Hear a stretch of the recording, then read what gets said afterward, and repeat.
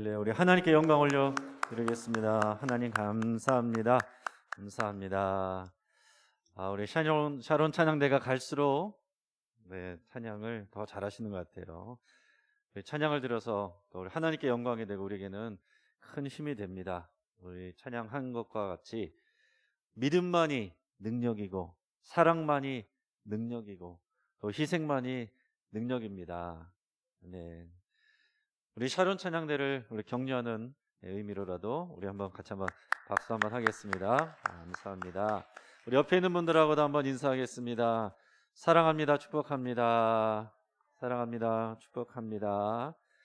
한번 같이 기도하겠습니다. 하나님, 오늘 이 시간에 우리 주님 말씀 앞에 섭니다. 하나님 앞에 우리 찬양하며 또 기도함으로 나갈 때 믿음만이 또 사랑만이 희생만이 내 능력이 되는 줄 믿습니다. 사람 힘으로 되지 아니하며 우리 하나님이 하시는 줄을 믿습니다. 이 시간 성령 하나님께서 임재해 주셔서 직접 말씀하여 주시고 역사하여 주시옵소서. 주님 앞에 귀한 번제 예물 올려드립니다. 노민서, 노연석, 김윤희, 김윤경, 김윤미, 이준여, 미아연 예물을 흠양하시고 예물 드린 손길들을 복주시며 저들의 삶에 하나님을 향한 믿음과 사랑과 희생이 또 채워지게 하여 주시옵소서. 오늘 이 시간 주의 말씀 앞에 믿음으로 서는 하나님의 거룩한 자녀들에게도 동일한 은혜를 베풀어 주시옵소서. 감사하며 예수님의 이름으로 기도합니다. 아멘. 오늘 본문을 통해서 우리는 왕같은 제사장입니다 라는 제목으로 말씀의 은혜를 같이 나누겠습니다. 한번 따라하겠습니다. 우리는 왕같은 제사장입니다. 우리 다시 한번 하겠습니다. 우리는 왕같은 제사장입니다. 나는 왕같은 제사장입니다. 다른 사람들이 나에게 뭐라고 하는 것보다 오늘 성경이 우리에게 선포하는 이 말씀이 더 크게 들려올 때까지 여러분 계속 묵상하시고 이 말씀으로 우리의 시선이, 우리의 생각이, 우리의 가치관이, 우리의 인생이 다 여기에 말씀에 붙들릴 수 있기를 주의 이름으로 축복합니다. 네, 프랑스에 잔느 칼망이라는 할머니가 있었습니다. 자, 이 할머니는 이제 올해 또 장수한 할머니로 유명한 분이에요. 자, 그런데 이 할머니가 90세 됐을 때 어떤 중년의 변호사가 어떤 거래를 제안을 했어요. 그게 뭐냐면 이 할머니가 큰 집을 가지고 있었는데 이 변호사가 내가 이 할머니에게 매달 2,500프랑씩 드리겠다라고 그랬어요. 그러니까 이것을 드릴 테니까 이것을 그냥 받으시라고 그랬습니다. 그 대신 할머니가 돌아가시게 되면은 이 집을 저에게 주세요. 그렇게 얘기를 했습니다. 그러니까 할머니도 생각해 보니까 별다른 가족도 없었기 때문에 매달 돈을 준다고 하니까 좋다고 했습니다. 그 변호사 입장에서도 자신의 생각으로는 이 큰 목돈을 들이지 않고 얼마 있으면은 이 큰 집을 얻을 수 있다고 생각하니까 이거 남는 장사다 이렇게 생각을 했습니다. 자, 근데 결과적으로 어떻게 됐냐면은 30년이 지난 1995년에 변호사가 먼저 나이 들어 죽었어요. 변호사가 77세에 사망을 하였고 이 잔느 칼망 할머니는 그때도 여전히 살아계셨습니다. 결국에는 이 잔느 칼망 할머니는 2년 더 사셔서 자그마치 122년을 살았다고 그럽니다. 90세 할머니니까 내가 매달 2,500프랑씩 준다고 하더라도 남는 장사다. 똑똑한 변호사가 이렇게 생각을 했지만 세상에 이렇게 자기 생각대로 되지 않는다라는 얘기입니다. 오늘 새벽에 우리가 말씀을 나눴는데요. 오늘 새벽에 나눈 말씀 중에서 이 팬인가 제자인가라는 책에 이 에필로그로 나와 있는 그 글을 한번 읽어드렸습니다.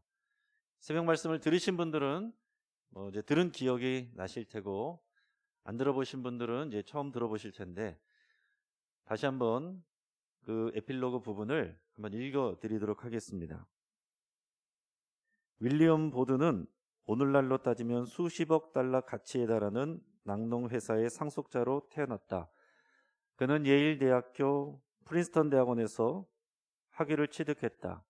윌리엄이 고등학교를 졸업하자 그의 부모는 그에게 세계 여행을 권했다. 그리하여 유럽과 아시아와 중동을 여행하던 중 복음이 닿지 않는 곳으로 찾아가라는 하나님의 부르심을 느꼈다. 그래서 그는 예수님을 위한 선교에 삶을 바치겠다고 다짐을 했다. 그리고 편지를 부모에게 보냈다. 그리고 나서 자신의 성경책에 문장 하나를 썼다. 남김없이. 윌리엄은 예수님을 따르려면 온전한 헌신이 필요하다는 사실을 알았던 것이다.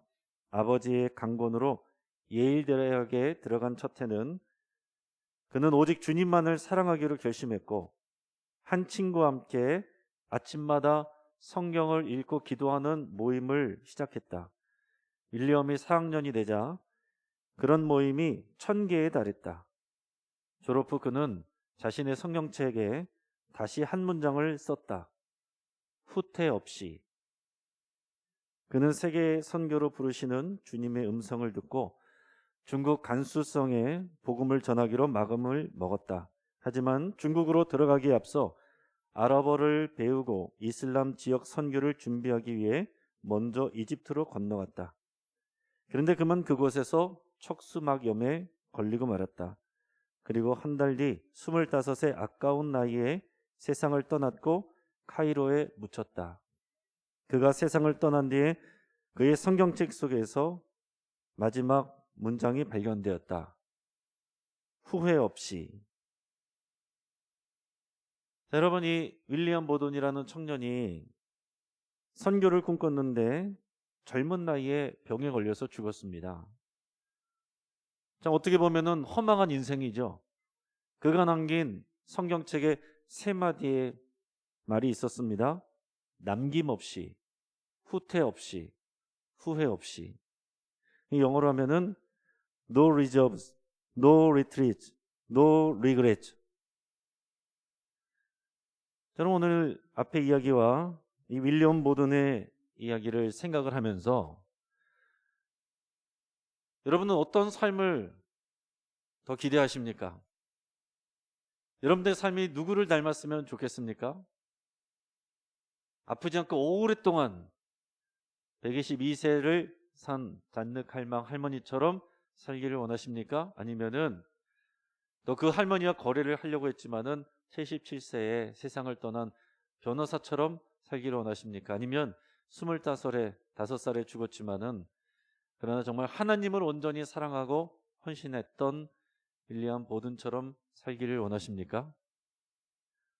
아마 윌리엄 보든처럼 살면서 잔뜩할망 할머니처럼 122세를 살면 좋겠죠. 네. 중요한 것은 뭐냐?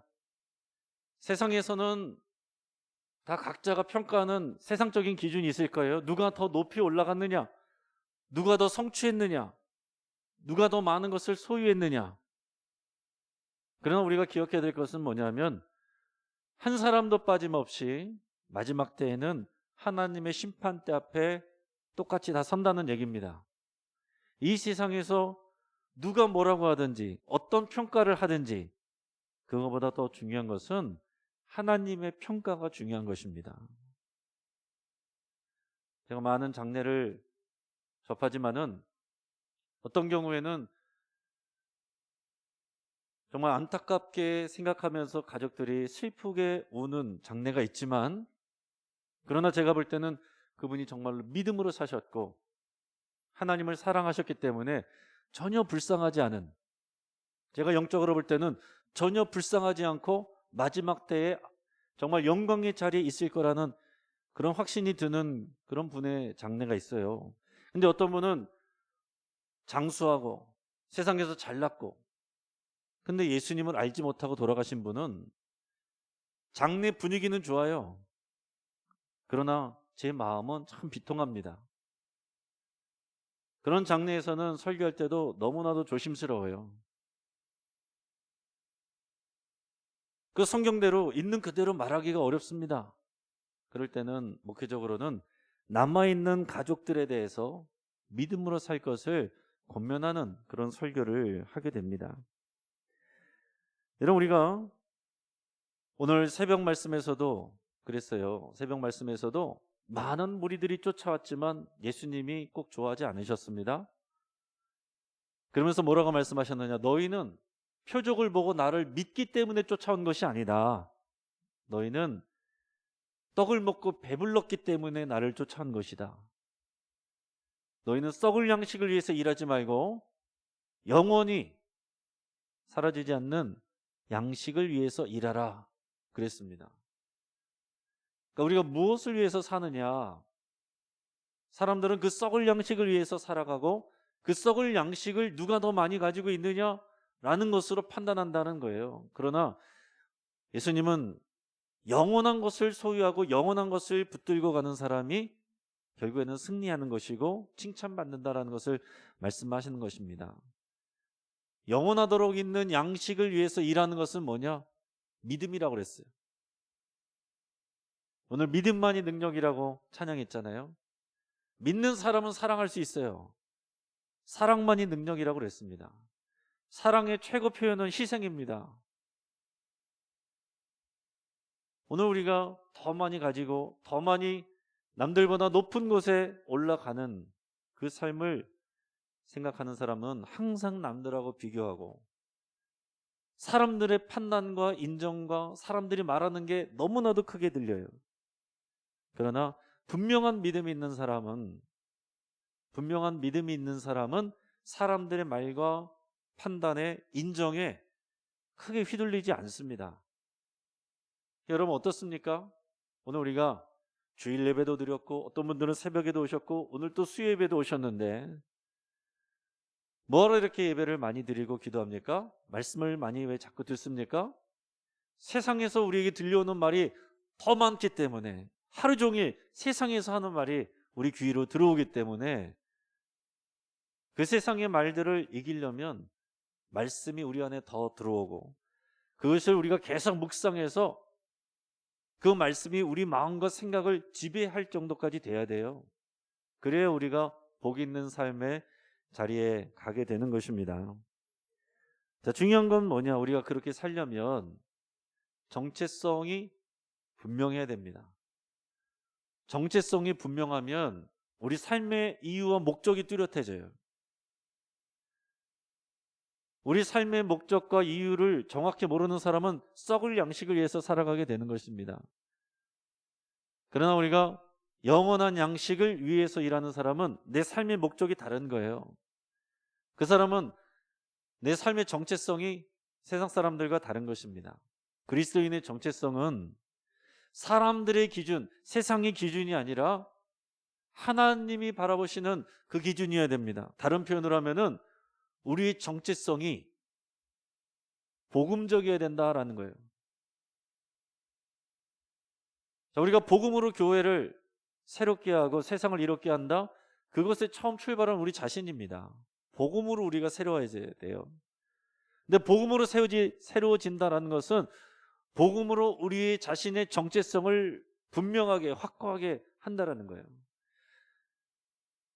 우리가 설교를 들으면 모르는 내용 없습니다. 다 들어본 내용이지만 그러나 교회 바깥에서 세상 속에서 살아가다 보면 심지어 교회 안에서도 우리가 사람들과 관계 안에서 있다 보면 복음으로 내 정체성이 확고한 사람은 잘 흔들리지 않는데 그런데도 왜 우리는 별스럽지 않게 누가 툭 던진 말에 그렇게 상처를 받고 별로 중요하지 않은 말 그냥 생각하지 않고 누가 던진 말 그 사람은 기억도 못하는 말인데 그것을 꽁꽁꽁꽁 가슴에 묻어가지고 아침에도 꺼내서 생각하고 저녁에도 또 생각하고 말한 사람은 기억도 못하는데 혼자서 그 말을 가지고 내 마음에 내 생각에 상처를 계속해서 새기는 그런 일들이 없지 않아 있습니다. 왜 그렇습니까? 여러분 우리가 복음으로 계속해서 묵상하고 복음으로 우리의 정체성을 확인하고 복음의 정체성이 확신하면 우리의 삶의 사명과 목적이 확실해지는 거예요. 경찰은 도둑을 잡는 것이고, 소방관은 불을 끄는 사람이고, 의사는 병을 고치는 거죠. 우리가 누구인가? 나는 왜 이 땅에서 이러고 살아가는가? 왜 이 땅에 태어나는가? 나는 왜 영신교회에서 이러고 있는가? 여기에 대한 복음으로서의 여러분의 분명한 대답이 확고하게 있어야 어떠한 상황에서도 우리가 흔들리지 않고 믿음으로 살아갈 수가 있다라는 얘기입니다.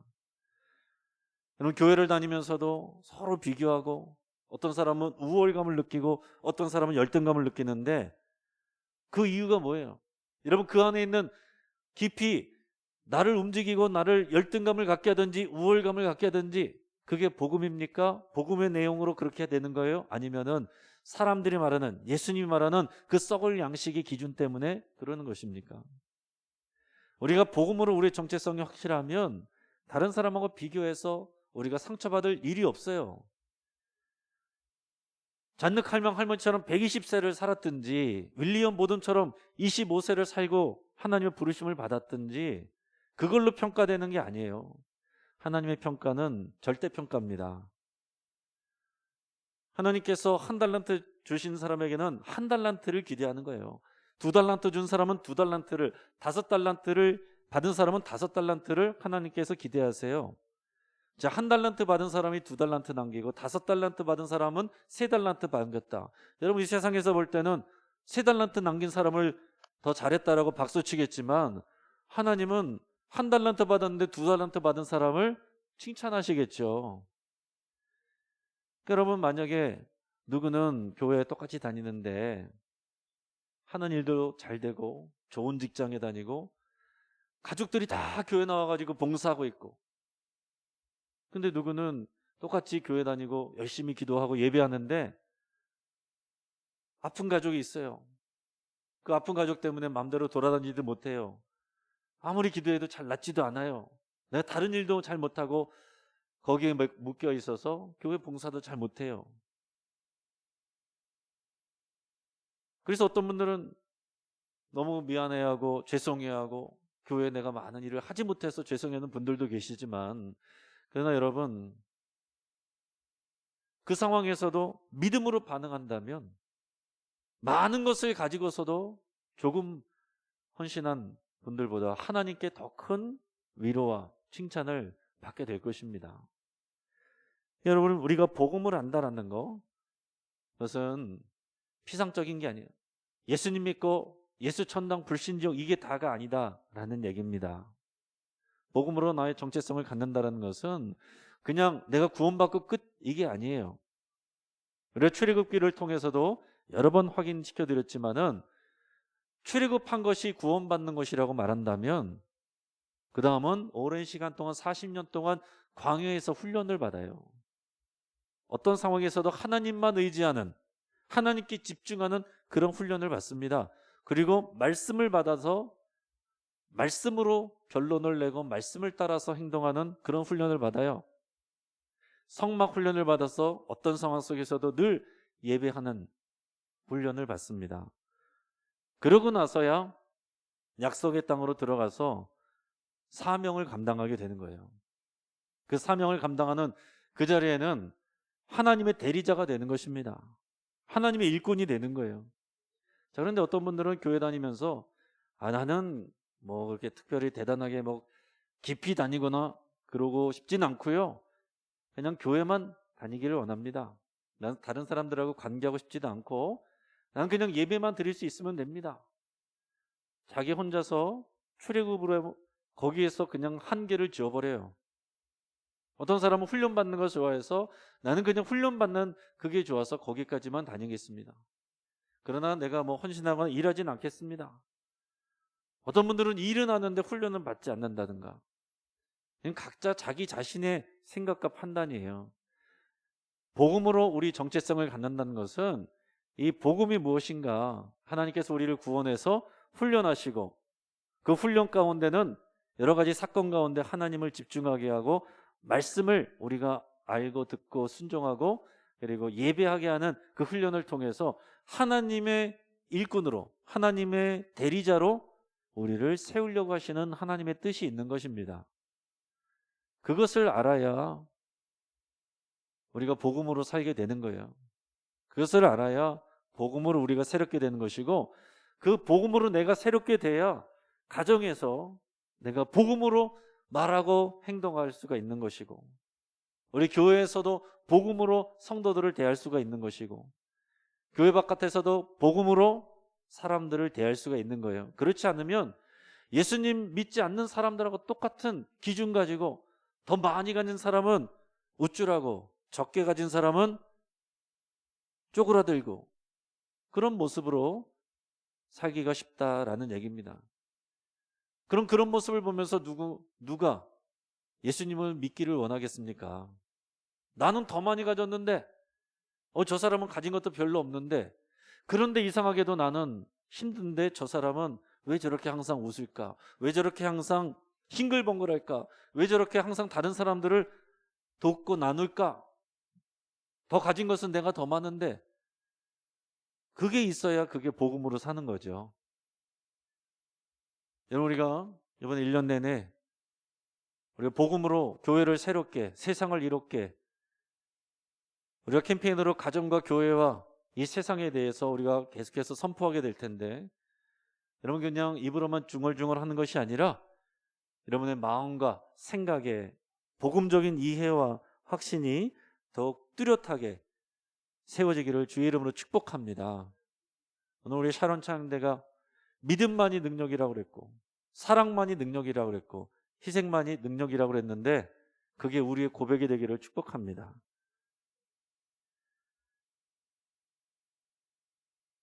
오늘 본문 말씀 베드로전서 2장 9절 말씀을 우리 다시 한번 우리 소리내서 같이 읽도록 하겠습니다. 같이 시작.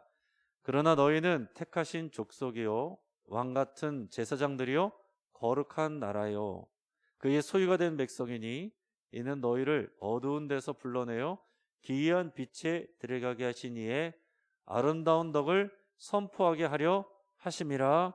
아멘. 자, 이 베드로전서 2장 9절의 말씀은 우리가 예수님 믿고 구원받는 거, 예수 믿고 천당 가는 거, 그 정도의 구원 이해가 아니에요.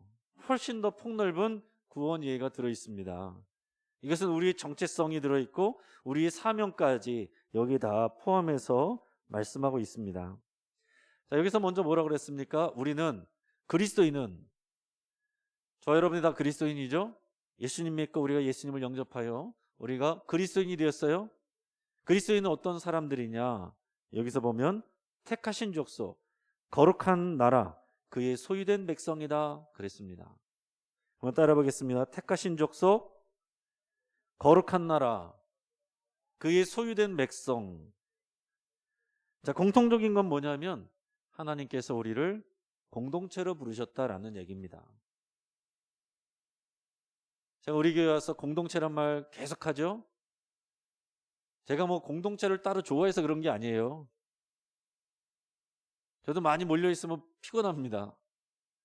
하나님의 말씀이 그것을 말씀하시기 때문에 계속 공동체를 말하는 거예요.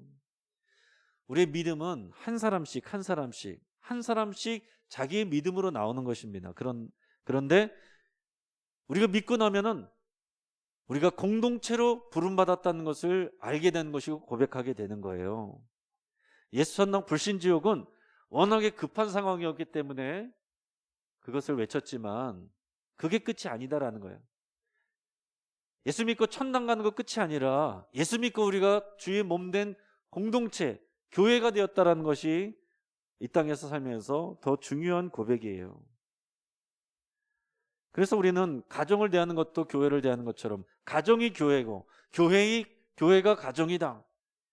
이게 믿는 그리스도인들의 고백입니다. 가정 같은 교회, 교회 같은 가정 이렇게 표현하기도 하는데 더 성경적인 표현은 가정인 교회, 교회인 가정이에요. 가정이 교회고 교회가 가정입니다. 하나님은 어쨌든 우리를 가족으로 부르신 것도 하나님이 우리를 교회로 부르신 거고요. 우리를 영신교회로 보내신 것도 하나님이 그의 몸인 교회로 부르셨다, 이 고백이 돼야 되는 거예요. 여러분께서 영신교회 어떻게 오셨는지는 각자 다를 겁니다. 어떤 분들은 여기저기 다녀보고 찾아보고 결정을 해서 여러분들이 오신 분 있겠죠. 어떤 분들은 소개를 받아서 오신 분도 있겠죠. 어떤 분들은 집이 가까워서 나오다가 보니까 지금까지 나오시는 분도 있겠죠. 어떻게 해서 나왔든지 여러분들이 영신교회 교인이 되었으면 하나님이 나를 영신교회로 부르셨다, 이 고백이 있어야 되는 것입니다. 교회 다닌다가 아니라고 그랬어요. 교회로 부름 받았다, 이거예요. 이게 신앙적인 고백입니다. 내가 교회 다닌다 그러면 어떻게 돼요? 여기 마음에 안 들면 다른 교회 가면 되는 거죠. 이 근처에 더 좋은 교회 들어왔대, 유명한 교회 들어왔대, 그 교회로 가는 겁니다. 이거는 교회 공동체가 아니라 뭐예요? 손님이죠, 손님. 예수님을 따라다니는 그런 무리들인 거예요. 우리가 예수님의 제자가 되었을 뿐만 아니라 주님의 몸인 교회로 부르심을 받았다. 이것이 믿음의 복음으로 우리가 고백하는 아주 중요한 고백입니다. 그렇기 때문에 우리는 교회에 대해서 우리가 어떻게 대하는가, 교회 안에서 우리가 어떻게 행하는가, 하나님이 이것을 판단하시는 거예요. 교회를 소중히 하고 교회를 사랑하고 교회를 위해서 내가 믿음으로 행하고 교회를 위해서 사랑으로 행하고 교회를 위해서 내가 희생하는 것, 그것을 하나님이 기뻐하시고 그것을 통해서 하나님이 판단하신다라는 얘기입니다. 진짜예요. 여러분 진짜로 믿으시기를 바랍니다. 인간적인 눈으로 보면 교회는 어떻습니까? 이 지역 교회는요, 문제투성인 교회죠. 다들 죄인들이 모였으니까, 다들 아픈 사람들이잖아요. 환자들이 모였으니까 다들 온전하지 않고 아픔이 있고 다들 상처가 있어요. 목사도 마찬가지고 중직자도 마찬가지예요. 다 가족 간에서 받은 상처들, 또 동기들 간에서 받은 상처들, 세상에서 받은 상처들, 다 상처 투성인 사람들. 그리고 죄인들을 불렀으니까 우리는 여전히 죄의 습성을 가진 사람들이 모여있으니 얼마나 문제가 많겠습니까? 그럼에도 불구하고 우리는 매주일 예배 때마다 사도신경을 고백하지요. 거기서 고백할 때 뭐라고 말합니까?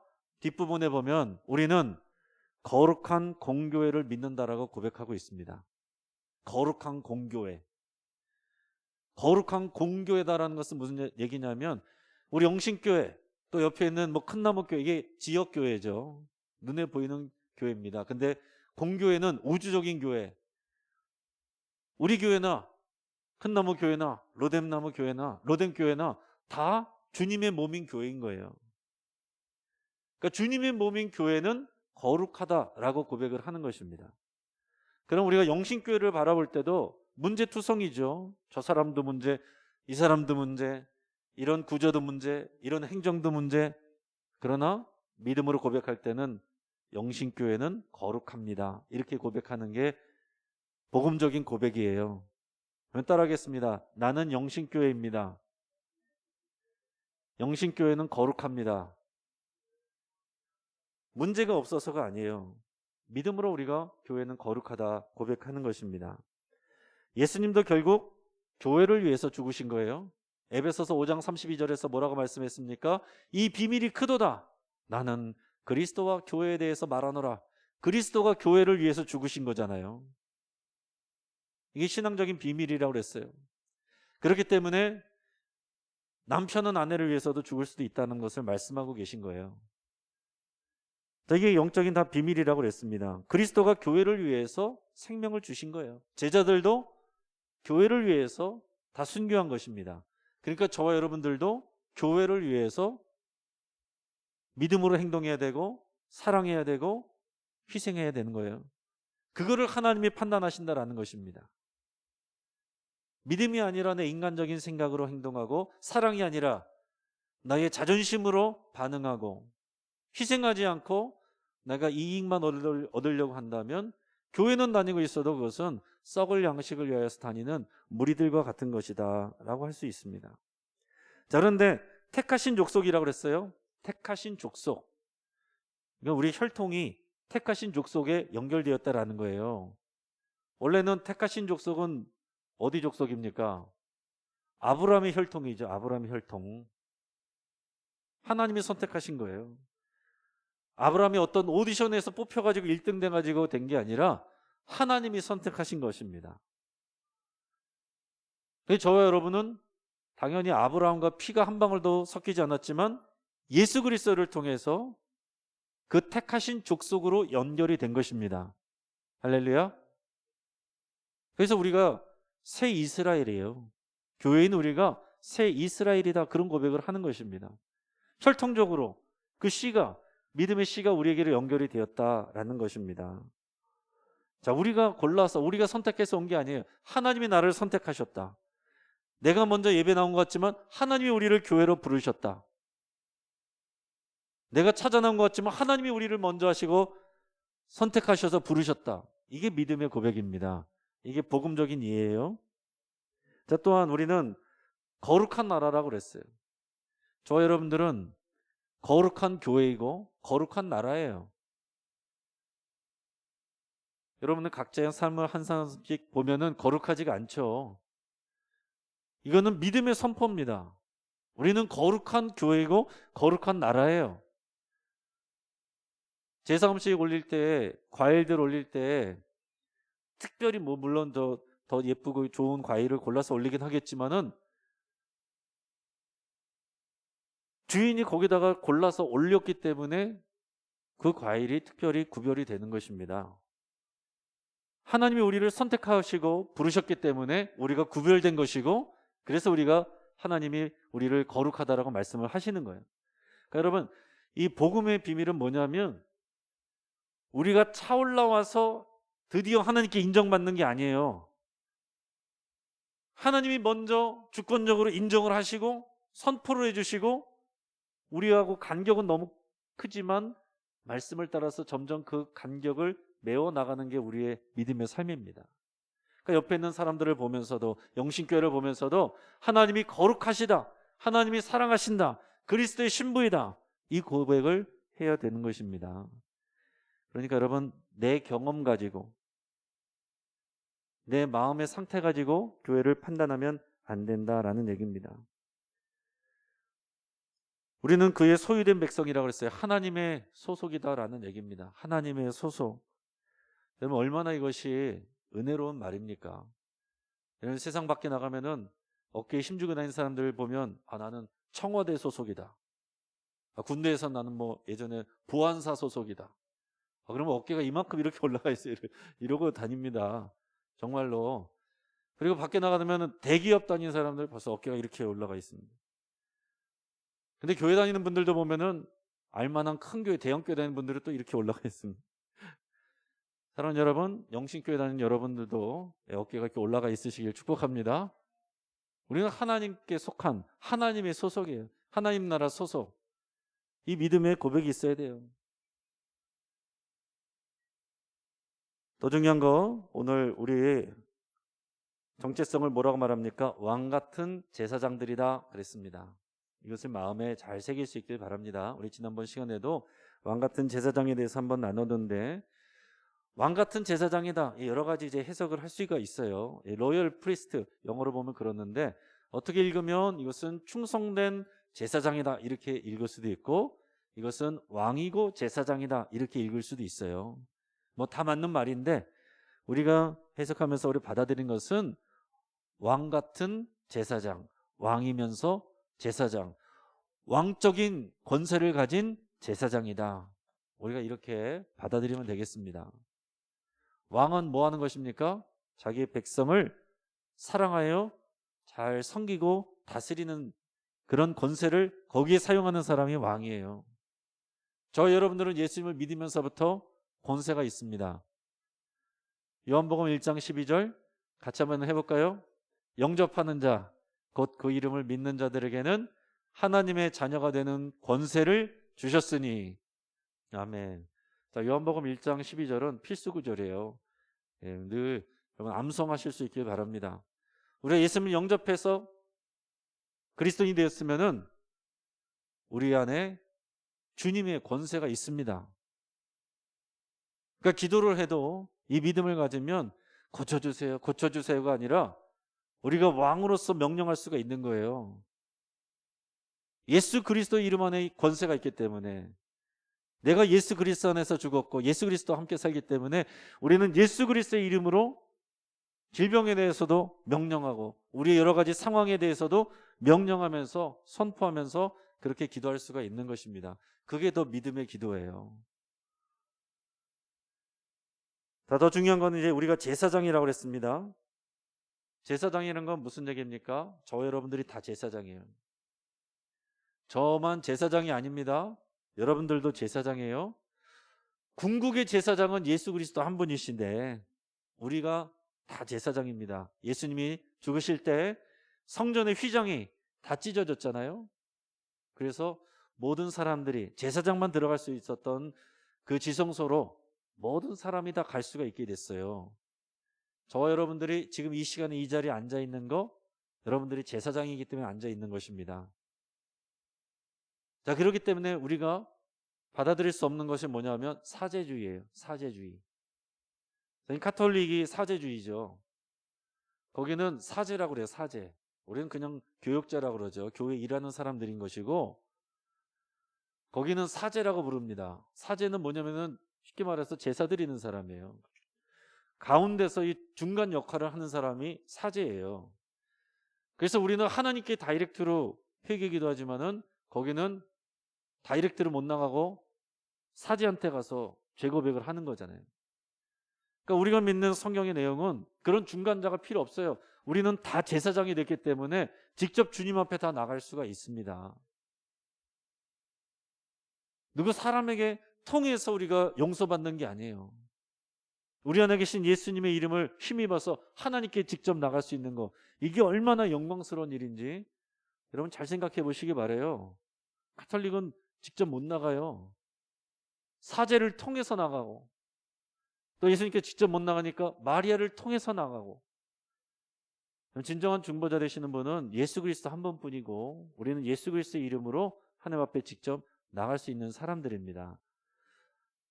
자, 그런데 그렇다라고 해서 교육자가 필요 없다는 것은 또 아니에요. 그러니까 우리는 다 만인 제사장이니까 너나 나나 다 구별 없다, 교육자도 필요 없다, 그건 아니다라는 거예요. 자, 쉽게 말해서 목회자는 이 성도들을 섬기라고 훈련을 받고 교육을 받은 사람들입니다. 그러니까 성도들을 위한 제사장, 여러분들은 세상에서의 제사장. 그래서 성도들도 다 교회 안에서 제사장 노릇하려고 그래서 서로 이제 옥신각신 그것을 싸우면은 교회가 힘들어지는 것이고, 목회자는 교회 안에서 제사장 역할을 하는 것이고 성도님들은 여러분들의 삶의 자리, 세상에서의 제사장으로 살아가는 것입니다. 근데 제사장의 역할은 뭐냐? 쉽게 말해서 하나님과 이 백성들 사이를 연결해 주는 사람이 제사장이에요.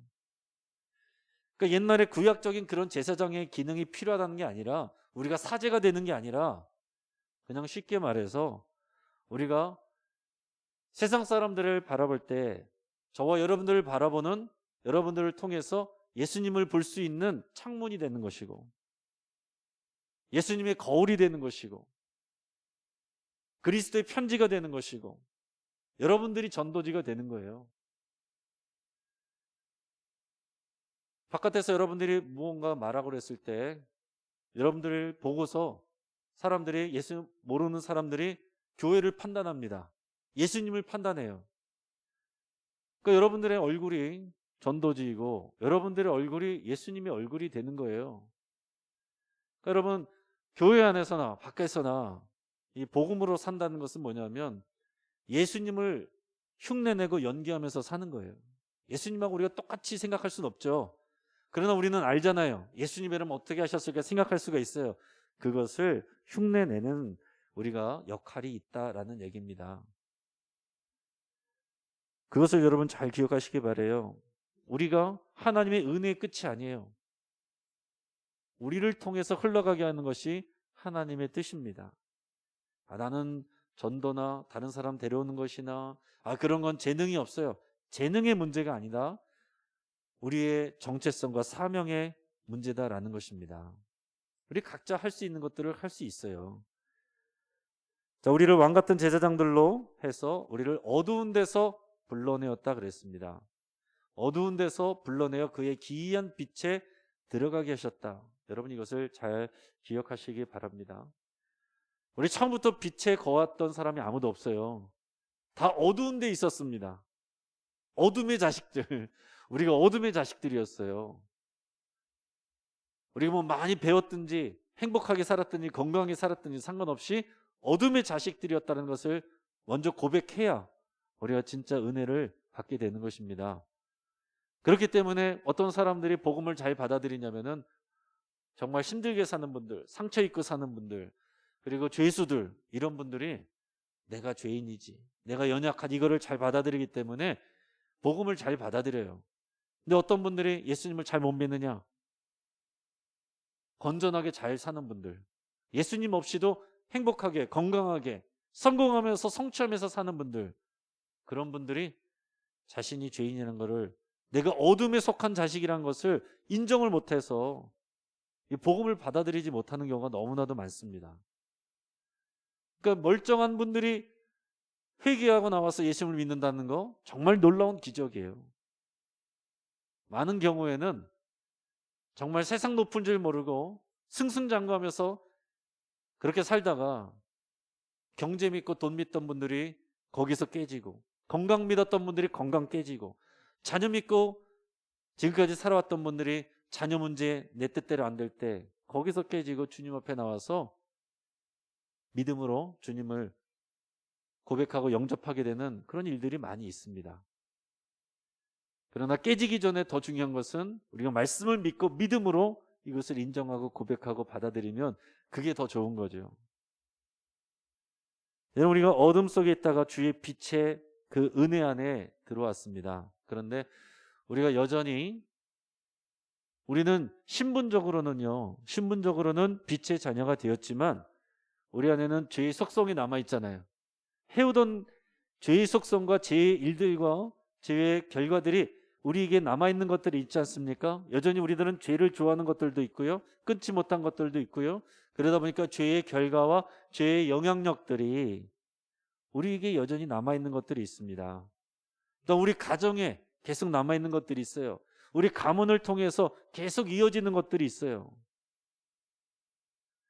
그러니까 예를 들면은 계속해서 우상 숭배하는 이런 것들이 계속 오랫동안 내려오는 그런 경우들이 있겠죠. 어떤 분들은 질병이 이런 가족력으로 계속해서 오는 분들이 있고, 어떤 분들은 자살하거나 이혼하는 그런 일들이 계속해서 반복돼서 이게 나오는 경우도 있어요.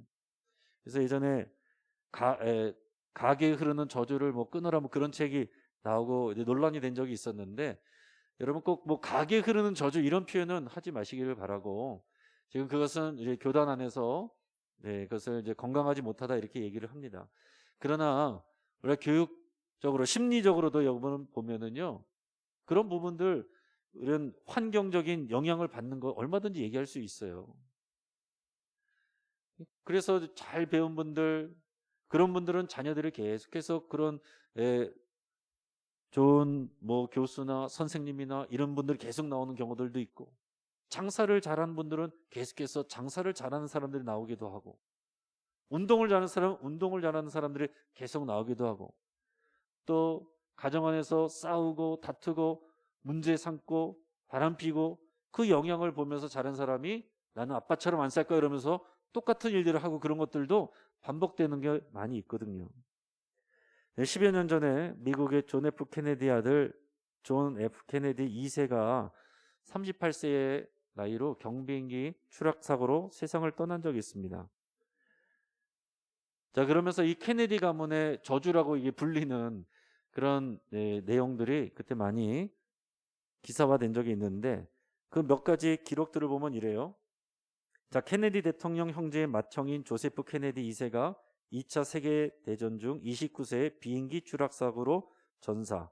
케네디 대통령 여동생 캐슬린도 1948년 28세 때 비행기 사고로 사망. 케네디 대통령은 1963년 11월 텍사스주 달라스에서 46세 때 암살. 케네디 대통령의 동생 로버트 케네디는 42세인 1968년 6월 민주당 대선 후보 지명 선거 운동 중 캘리포니아에서 암살. 1984년에는 로버트 케네디 아들 데이빗 케네디가 마약 과다 복용으로 사망. 1998년 1월 2일 로버트 케네디 아들 마이클 케네디가 콜로라도주 에스피네 스키장에서 39세 나이로 사망. 존 F 케네디 대통령의 아들 존 F 케네디 2세가 38세인 1999년 7월 16일 경비행기 추락사고로 사망. 그래서 이 사건은 이런 내용을 두고 뉴스위크지의 기자가 이 가문에는 저주가 흐르고 있다. 신앙적인 얘기가 아니라 일반적인 사람의 눈으로 볼 때 어떻게 이렇게 비슷하게 이런 안 좋은 일들이 반복될까? 그런 얘기가 있습니다. 근데 개인적으로 제 신앙인의 눈으로 보면은요,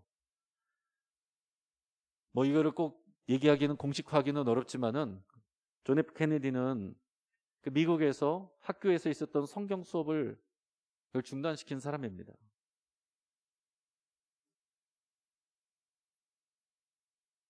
여러분 성경에도 보면 그 족보가 있어요. 아담의 아들 중에서 세 번째 아들 셋의 족보. 셋이라는 그 자녀의 셋에부터 여호와를 부르고 그 믿음을 가졌다는 그런 내용이 나오는데 셋의 족보는 그 믿음의 족보가 나와요. 그런데 가인은 동생을 죽였잖아요. 가인의 족보는 대부분 보면은 다 이 이스라엘 백성들을 괴롭히는 이방 민족들이 많이 나옵니다. 자, 나중에도 보면은 에서와 야곱도 보면 에서의 가문 족보가 나와요. 그리고 야곱의 족보가 나옵니다. 에서의 족보는 결국에는 에돔 민족에 대해서 이스라엘 백성들을 괴롭히는 민족이 되고, 야곱의 족보는 어떻게 됐습니까? 이스라엘 백성이 된 거잖아요. 그러니까 성경에도 보면 그래서 족보가 많이 나옵니다. 이게 생명의 씨가 흘러가는 거고, 믿음의 씨가 흘러가는 거고, 그리고 불신의 씨가 흘러가는 거예요. 죄의 씨가 흘러가는 것입니다. 여러분, 여러분의 가정을 복음으로 세운다. 이것은 이 복음의 영향력이 흘러 들어가야 되는 것입니다. 내가 기도만 한다고 해서 되는 것이 아니라 우리 사랑하는 자녀와 가족들에게 그 믿음의 영향이 흘러 들어가야 된다라는 거죠. 하나님의 뜻은 이런 주님을 아름다운 그의 덕을 선전하게 하려고 우리를 왕같은 제사장들로 세우셨다라고 그랬습니다. 여러분, 그래서 우리가 복음을 전하고 예수님을 자랑하고 증거하는 것이 우리의 사명이고 목적이에요. 우리가 어떤 모양으로든지 하나님께 영광을 올려드리고 그분의 이름을 전하는 삶이 되기를 바라고 축복합니다. 여러분, 우리가 2월 첫째 주부터 새가족 초청주일 잔치를 한다고 했는데, 여러분 요즘처럼 뉴스에서 또 뭐 경기도 김포에 뭐 120명 나왔다라는 확진자 나왔다는 얘기 있죠. 오늘 또 5,000명이 넘어갔다는 얘기 있죠. 이런 상황 속에서 무슨 사람들을 초청하고 나오라 그러는 거 안 맞는 얘기지만, 그러나 여러분 중요한 것은 우리가 그런 구령의 열정을 가지고 아름다운 덕을 선전하게 하신 하나님의 부르심 앞에 우리가 그런 자세를 가지고 그런 거룩한 부담을 가지고 살아가는 것 자체가 중요하다라는 얘기예요. 저희 지난주일에 우리 성경 읽기표 나눠드렸는데, 여기 뒤에 보시면 뒤에 중보기도 대상자, 전도 대상자 이렇게 쓰는 칸이 있어요.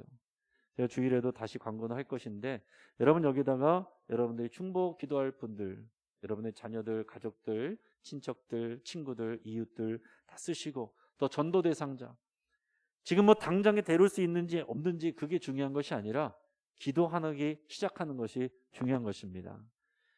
여러분 말씀을 읽으면서 또 전도 대상자를 가슴에 품고 기도하기 시작하시기를 축복합니다. 여러분 가정의 가족들을 위해서 여러분들의 이웃들을 마음에 품고 기도하시기를 바라요. 해도 그만 안 해도 그만이 아니라 우리를 어두운 데서 불러내어 그의 기이한 빛에 들어가게 하시니 아름다운 덕을 선전하게 하려 하심이라. 이게 하나님이 우리를 향하신 거룩한 뜻입니다. 같이 한번 기도하겠습니다. 하나님, 이 말씀을 듣고 우리가 주님 앞에 믿음으로